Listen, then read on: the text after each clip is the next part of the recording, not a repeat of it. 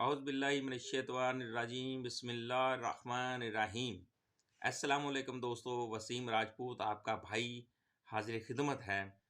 लाल आइट्स online channel दोस्तों एक रहनुमाई का, कानूनी मालूमात का, कानूनी इंफॉर्मेशन, कानूनी गाइडेंस का चैनल है और इस वीडियो को आप शेयर भी किया करें।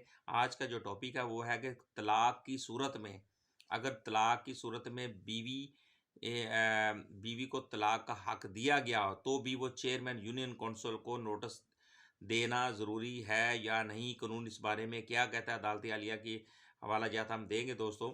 लेक्चर को शुरू करने से पहले दोस्तों वही रिक्वेस्ट करूंगा कि आप इस चीज़ वीडियो को शेयर भी करें, आगे चैनल को सब्सक्राइब भी करें।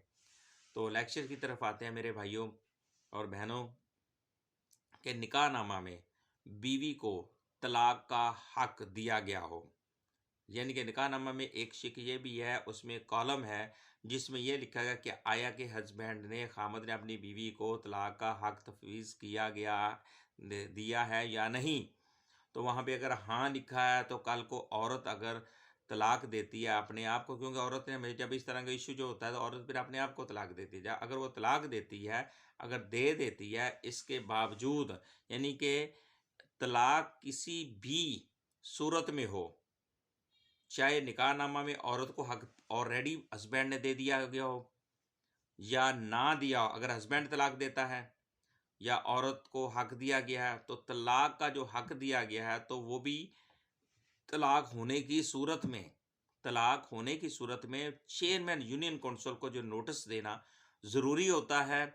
अगर वो नहीं ऐसा करते तो वो डॉक्यूमेंट्री जो एविडेंस जो एक तरह की बन जाती है, एक तलाक मौसर सर्टिफिकेट इशू अगर नहीं होता तो ये वो जो मामला है वो तलाक का वो दरमियान में रुका रहेगा।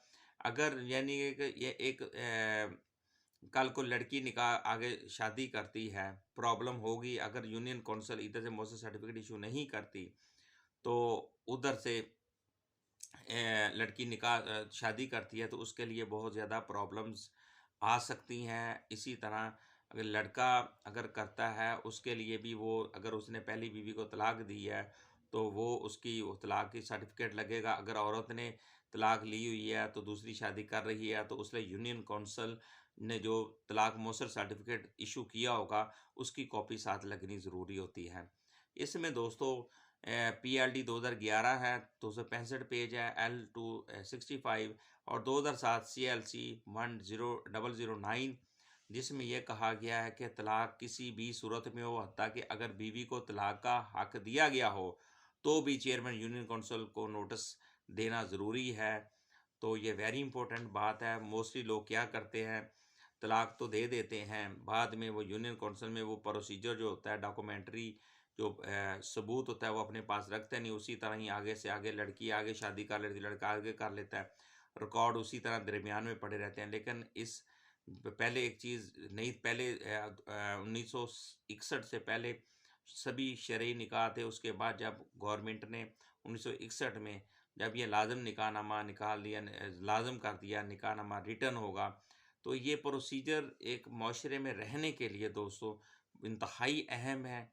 अगर आप लोग इस तरह का जो कोई इशू बनता है लोग नहीं करते, यानी कि तलाक लेने के बाद यूनियन काउंसिल का वो जो प्रोसीजर है, वो तरीक़ाकार है, वो उसको नहीं करते, तो इसके लिए उनके लिए मुश्किल पेश आ सकती है कानूनी तौर पर भी।